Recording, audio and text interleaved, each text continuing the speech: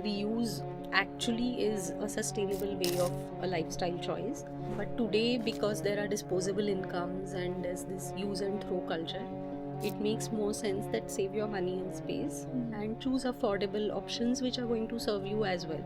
So, children, really, it doesn't matter. You give them a new ball or an old ball to play with, they are going to be equally happy. It is us who kind of bring in that angle that this is shiny and new and expensive and branded. For them, it's a toy. Welcome, Snehal. It's an honor to have you here. Let me quickly introduce you before we dive deep into the podcast. Snehal is the founder of Weedle, which is a one stop platform for all things pre-loved for babies, kids, and moms to be, and new moms as well.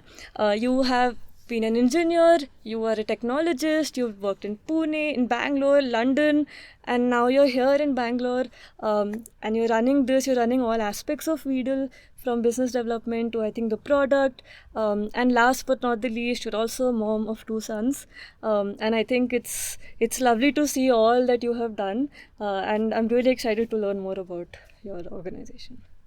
Thank you so much, Bhairavi, and thanks for having me here. It is always nice to see that efforts that are around sustainability or in some way linked to climate action gaining traction, and I'm really happy that we are doing this. So thanks for having me here. Thank you so much. I really genuinely hope this goes out to a lot of people, especially a lot of my friends. I just hit 30, so a lot of my friends are in the stage where they've just had a baby.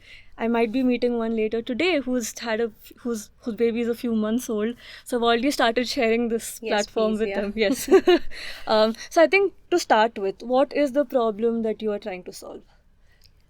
Let me start at the beginning. So, you mentioned that we were in London, and when we moved back to Bangalore somewhere around 2013, 2014, I feel really old when I say this, but there was no WhatsApp. So, the only way people were buying and selling pre-loved or second-hand products was through Google groups, like mailing groups, or there were classifieds like Quicker and OLX. And these were just C2C kind of activities, which means that everything, right from logistics or quality checks or even payments, there was no UPI. So it was not at all a very smooth process. And because we had made a move from the UK, I was already conversant with the second hand ecosystem. I didn't want to buy everything new for my second one. Our second one was just born that time, and I found second hand buying and selling very difficult. So I had just parked this idea in my head that maybe there is a way this can probably come in the forefront over some time. Come 2020, and people are buying and selling second hand cars, they are renting furniture, they are thrifting. So the second hand mindset post pandemic is picking up. What has increased by leaps and bounds is the fintech area, logistics and e-commerce. 10-minute deliveries, people are able to pay by just scanning a QR code, and all of this is booming with the e-commerce marketplaces like First Cry and Amazon. But surprisingly, none of this has touched the second hand marketplace.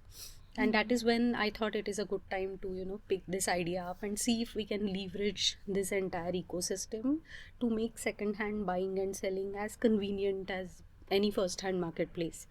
We didn't have sustainability or save the planet or green karma in mind at that time. We were just trying to solve a simple problem of why can't second hand be as easy to buy and sell as any other online platform. And what was your reason for preferring secondhand? That is a good question. One thing is I just see as VFM, value for money, and especially with children stuff. And you or friends who are having kids will realize children go through a lot of material. So when we did our research, I see that average Indian parents spend between 50,000 or more per child, and we are talking about maybe middle or HMC, higher middle class, per child per year on just non-essential. So we are not talking about food or diapers or clothing or study material. This is just toys, games, gears, fancy clothing, and those kind of things. So I just feel that and there is no plan of what happens to this stuff once your child has outgrown it. And a child can outgrow it in a matter of 2 weeks up to 2 years. So what do you do with all this stuff? Everywhere the story is same. There are nuclear families, you're shifting cities, you don't have big circles, so it is not that easy to just pass it on or give it off. And things like car seats and cots and high chairs is not something you give away to your staff or somebody else. So I just saw it to be a real problem around, and it just makes so much of sense to reuse something which you know you are not going to need it after some time. Our parents and grandparents used to do it, but I think we just lost that habit on the way. Yes. I think I relate a little bit because I used to wear a lot of the clothes that my elder cousin used to wear, but I think it was more normal then, and now I think there are like concerns about, oh, is it good enough if I'm wearing someone else's clothes, etc. But how do you pitch Weedle? Do you pitch it as as a platform where it's affordable to buy things for your baby, or do you pitch it as like a green business? I'll be very honest here. India or Indian customers are very discerning around price points. So we were very upfront in this that buy second hand not to save the planet, but to save your time and space, because your houses are being cluttered. You are spending upwards of thousands to fulfill your wish list for something that is not going to last you beyond 3 to 5 years. We have always maintained that sustainability is a byproduct of what we do. On the way, just because you've chosen second hand for your child, you're saving money and space, and hey, you are also, saving the planet by doing this. But we try not to push this as a save the earth kind of agenda. I just feel that years of generational wisdom has proved that reuse actually is a sustainable way of a lifestyle choice. So you don't need to preach about it. But today, because there are disposable incomes and there's this use and throw culture, it makes more sense that save your money and space and choose affordable options which are going to serve you as well. One point I definitely need to add here is decisions are made by parents based on their aspirations. So children, really, it doesn't matter. You give them a new ball or an old ball to play with, they are going to be equally happy. It is us who kind of bring in that angle that this is shiny and new and expensive and branded. For them, it's a toy. So I think all these things kind of add up. Saying secondhand just makes so much more sense. Yes, I think we'll. I would like to come back to this later when I take you through some common scenarios or concerns that parents might have. But I think I would like to go into the platform a little deeper right now. So when it comes to your products, what is the typical price difference between a product that would be new versus the same product being sold on Weedle? So as I mentioned, we do a quality check on products. We recommend a price based on the condition of the product.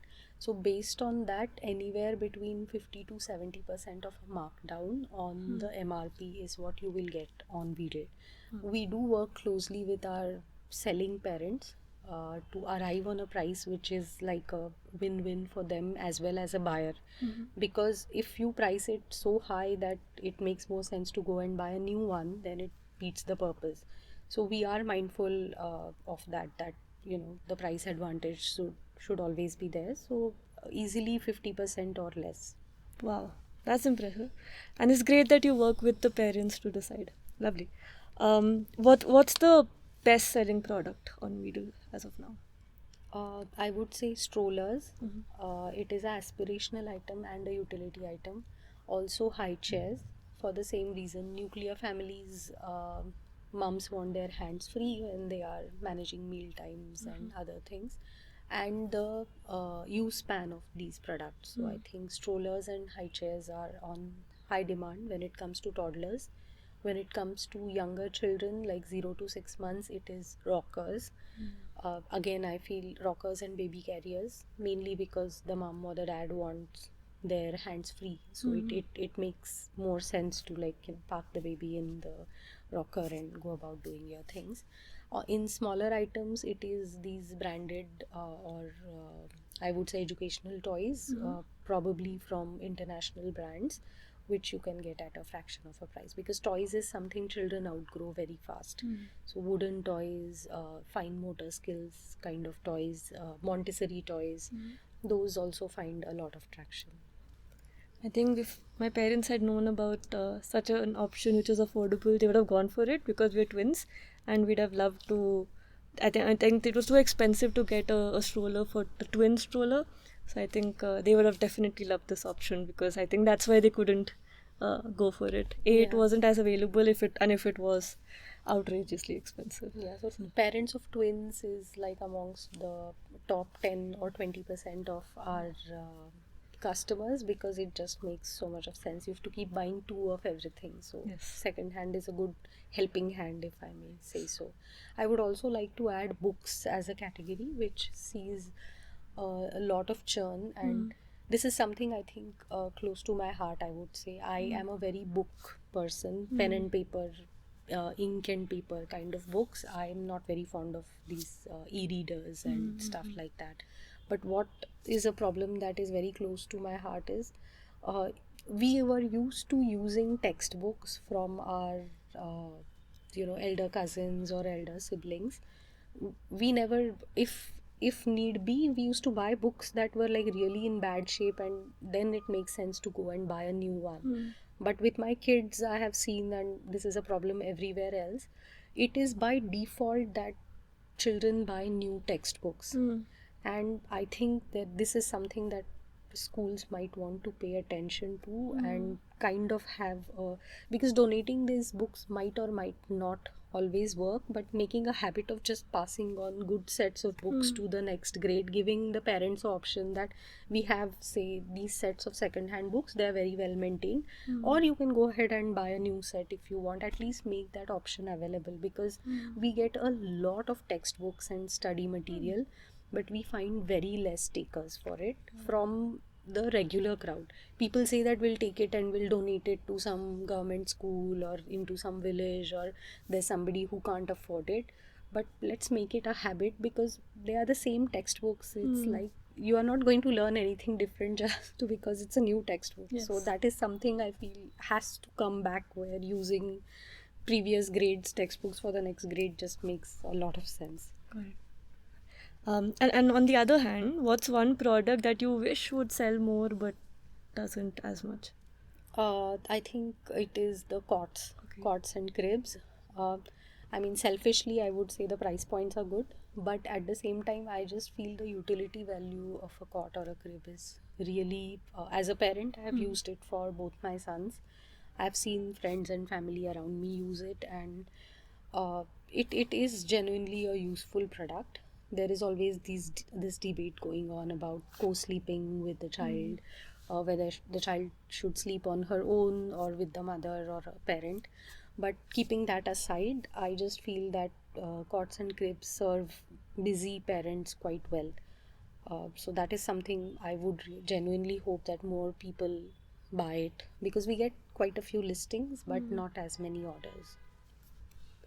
I hope people listening do consider this, because I think you can manage the co-living bit also if you have a cot, and you can manage to keep the kids separately also. I mean, there are Yeah, you can so cater it to has both. like height adjustments, it comes with guardrails, and even if the baby is awake, you don't need to worry that she will roll over, or it's like a safe equipment to have.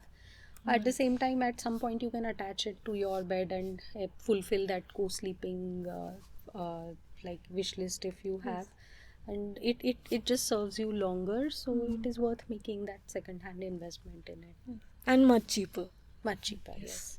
I think coming from the platform or the products to customers' expectations, you already mentioned that it's parents' aspirations, and that's what drives their choices. So maybe if I could just mention around 5 statements that parents might have 5 statements that define parents' concerns, and I'd like to know what your response to them would be. Right. So let's say I'm a parent and I say, But second-hand items, especially toys, I don't know how clean or hygienic they'd be, or even clothes.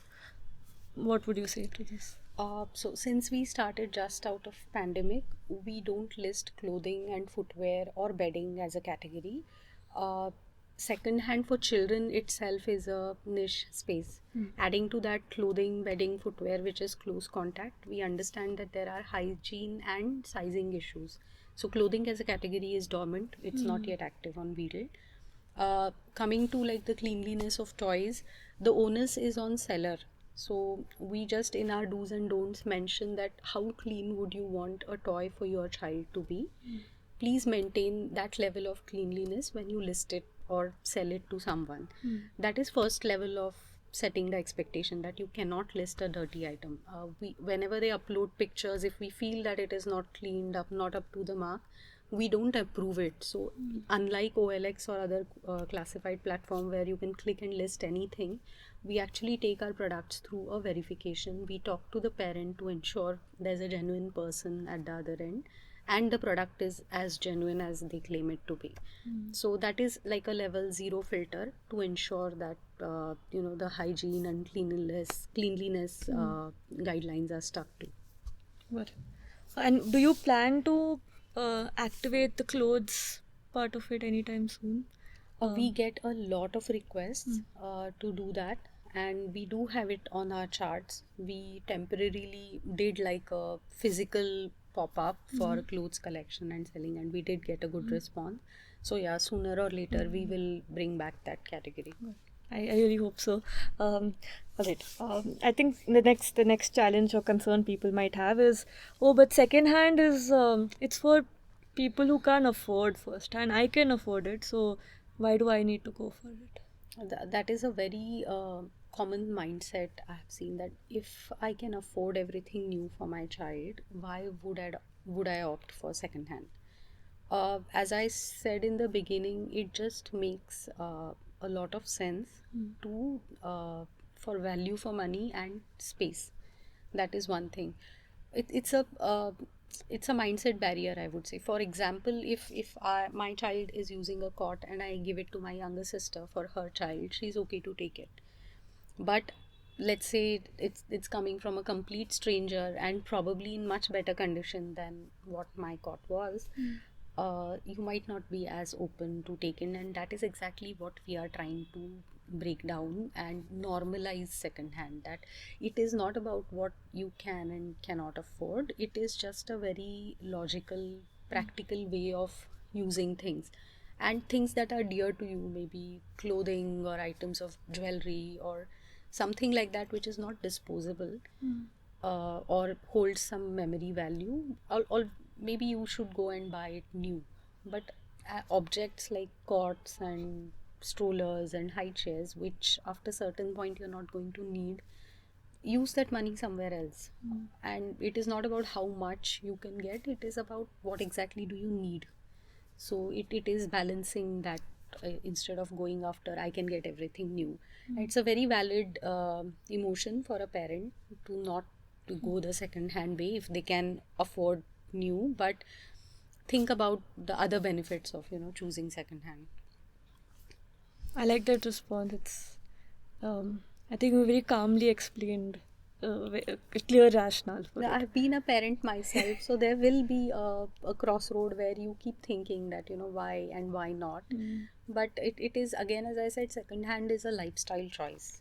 So you just have to find a rational balance or a sweet spot where it just makes a lot of sense.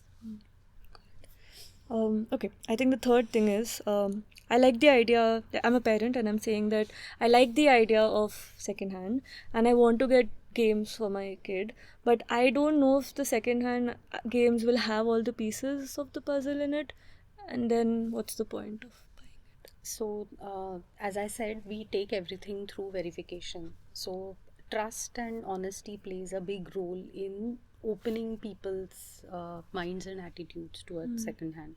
So, when we list something, if a part is missing or something is broken, as long as it does not compromise the safety or usability of that product, we list it and we mention it clearly that this is a jigsaw puzzle of say 100 pieces and 2 pieces are not there, the child will still enjoy. Maybe it becomes another level of fun for her, that which two are missing, unless I solve this I might not figure out what is missing.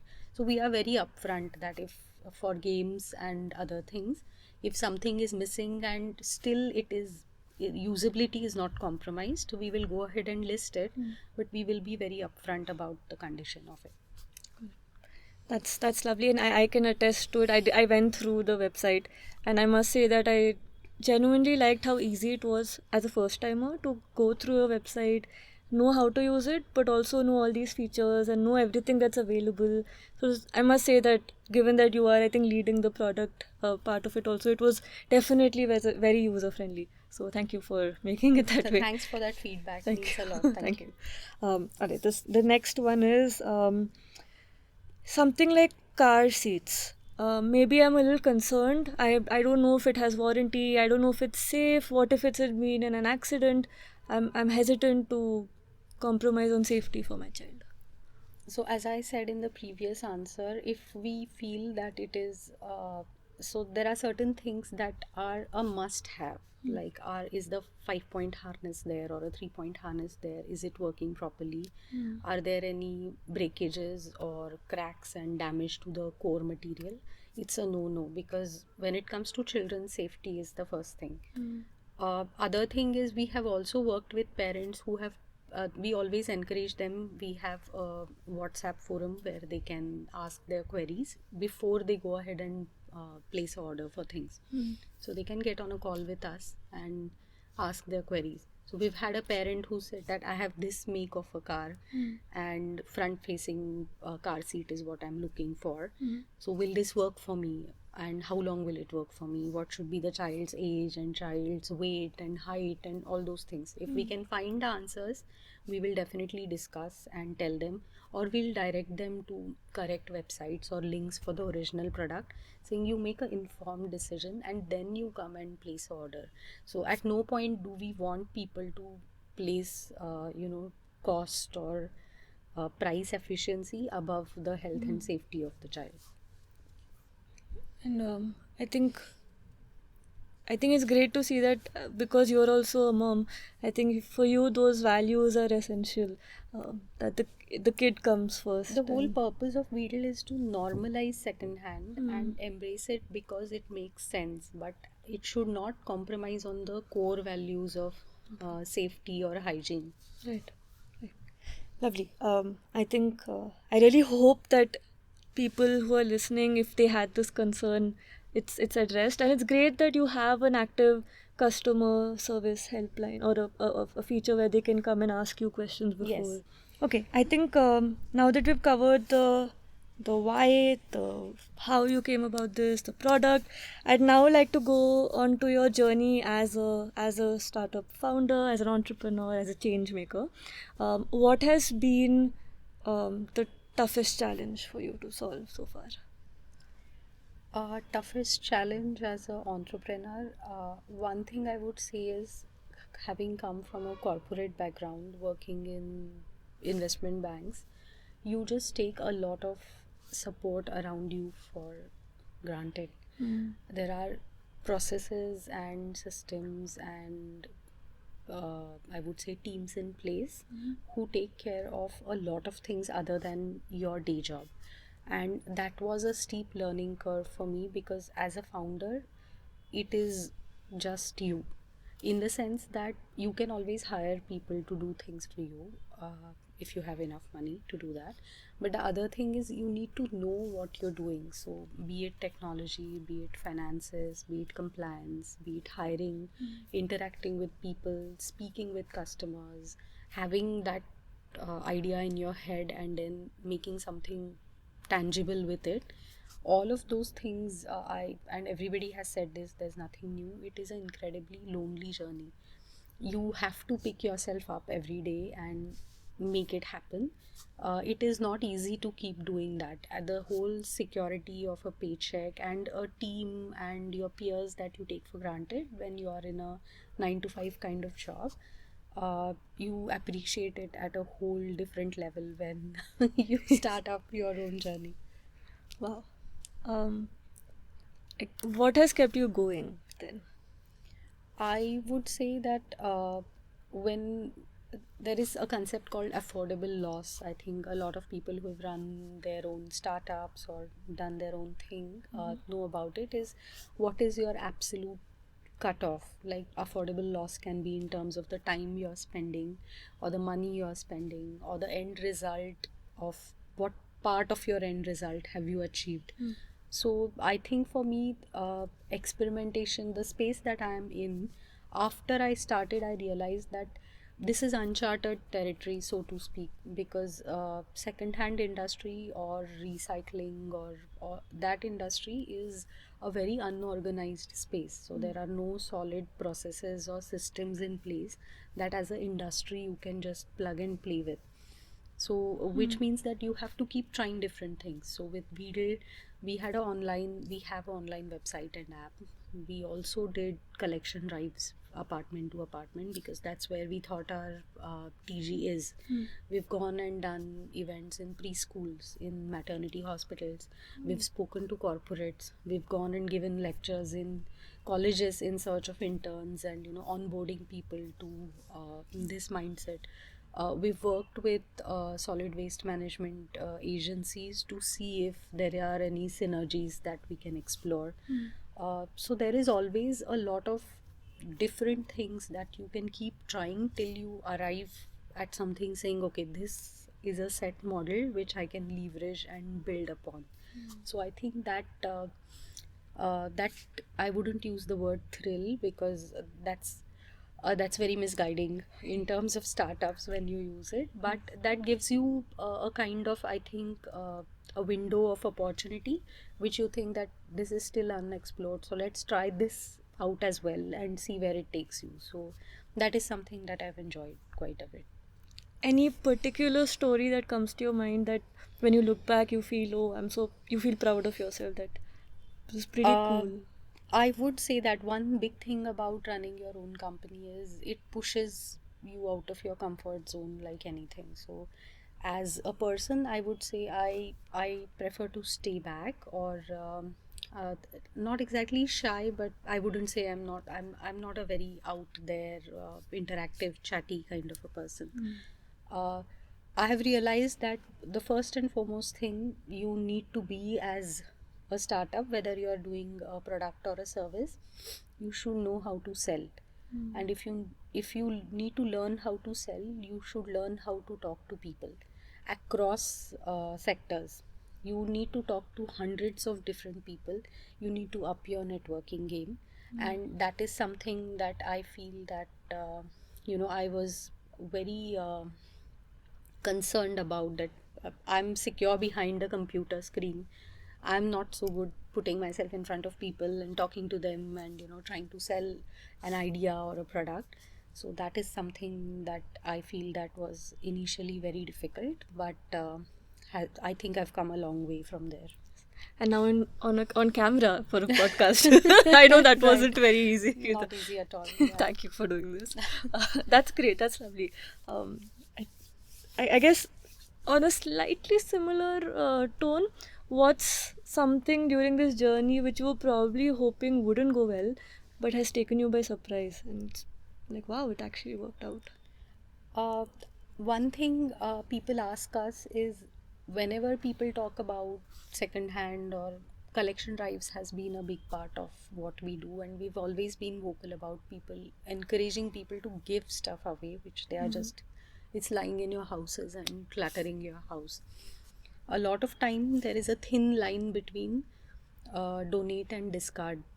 So what we've realized is a lot of people, when they say they are participating in a donation drive, they are actually just discarding stuff that they don't need. And we are very vocal about, when you give stuff away, we are going to sell it on our platform. So we never have kept that away, or when they say donation drives, we say it is a collection drive. We are giving stuff away, but we are going to sell it. And what I was surprised about was that a lot of times people are okay to give to a NGO, but the moment you say you're a for-profit, you're a company who is doing that, it doesn't really have that kind of attraction.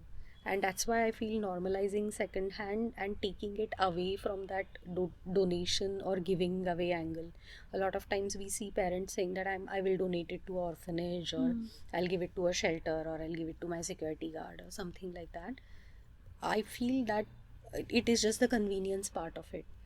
But it is more important that everybody wants to give or throw away or sell. What is more important is people start buying, people open their minds to using second hand for their children. So that part, I would say, was something that surprised us a lot. That generating supply is not a problem, generating demand is something that we really need to work towards. Good. But generating supply for a startup is harder, for a for-profit is harder than generating supply just as a collection. Right. It is both ways again. See, as I said, this is a very informal space. So either you have social media groups who are doing this as closed groups because you trust the circle, you know the people that are part of, or extended circle that is a part of. Or it is a classified which is in place for a really long time and you're used to that model.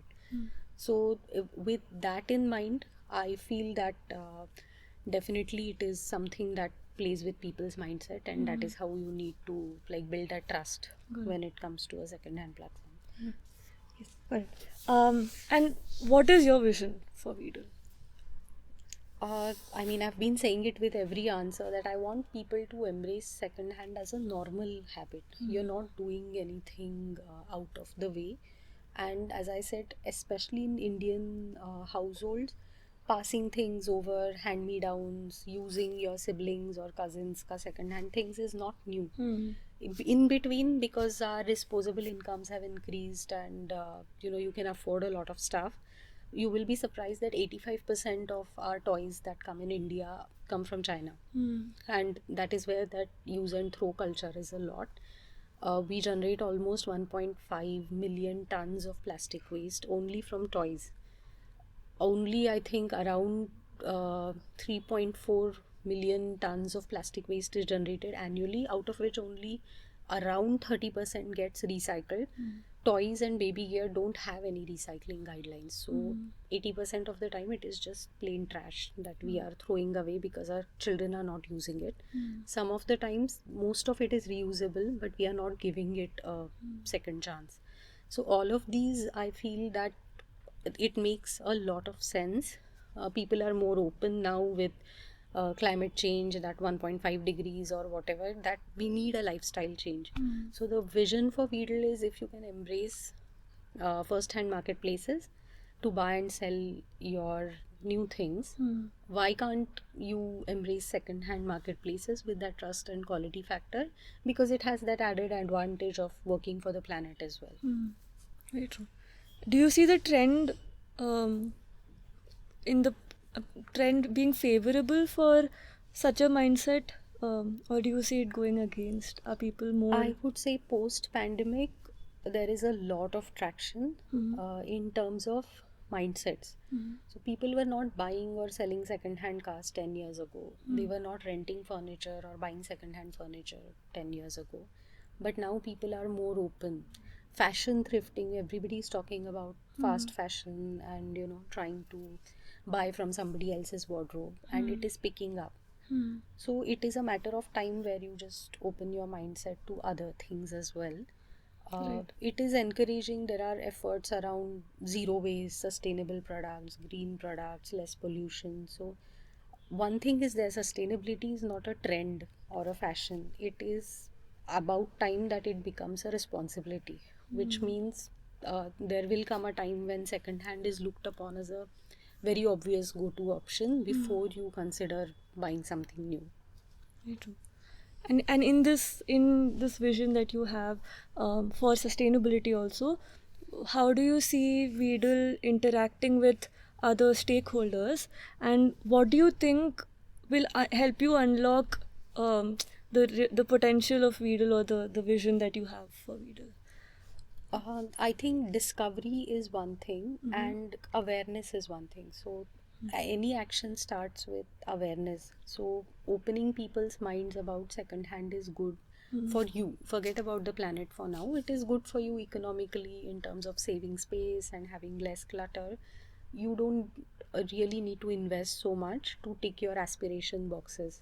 So I think that is something, the more awareness there is, and that's the reason we go and talk in preschools and schools to not just parents but children as well, because they are going to be left with the mess that we've made. So it is important that they come back to that mindset of, using second hand is not bad, and there is always a good option to consider. So I think awareness is one thing, and the second thing is discovery. We are currently operational in Bangalore. There is a certain group of people, I think, which are well versed with what Weedle does or are aware of Weedle. How can we take this to the next level and give it a bigger platform, or more people open up their minds to embracing second hand? I hope all those listening do share it, with, especially with new parents that they know of. So I guess it's really been nice to see the vision for Weedle, what's been up so far. What are the next steps that you're looking at? What's next for Weedle? So the last 2 years have been quite eventful in the sense that we did a lot of experiments online, offline. We spent the entire of 2023. We started with the idea that this will be an online only platform, but then we quickly realized that more people need to see the people behind this platform as well as the products, touch and feel them and see that they're hygienic and they're good and worth buying. So we did a lot of offline pop-ups, shop-in-shops and those kind of things. Our focus now is to leverage this visibility that we have created into gaining online traction. One thing I have to say, that in spite of the glamorous world of startups, this is not like at least today a multi-million opportunity or a business. It is more about normalizing a habit that has been part of us generationally. So maybe it is slow, but slow and steady is what we are looking at, and we will continue creating this awareness and try to convert as many parents as we can into considering second hand first. Lovely. I think even in systems change, they always say that mindset change is the toughest point, but it's also the strongest leverage point. Right. And that's what you seem to want to unlock. So Absolutely, yeah. that's lovely. I think with that we can conclude this podcast. But it's genuinely been a great joy to see such clarity in your vision and all the experiments that you have done, and you've really gone out of your comfort zone, like you said. I genuinely hope, and I know personally I'll start telling my friends about Weedle. I've already started, but I genuinely hope that this grows in the way you want it to, and shopping second hand becomes more normal. Second hand first. Second hand first, yes. Right. Got it. Thank you. Thank you so Thanks, much for joining. Thank you.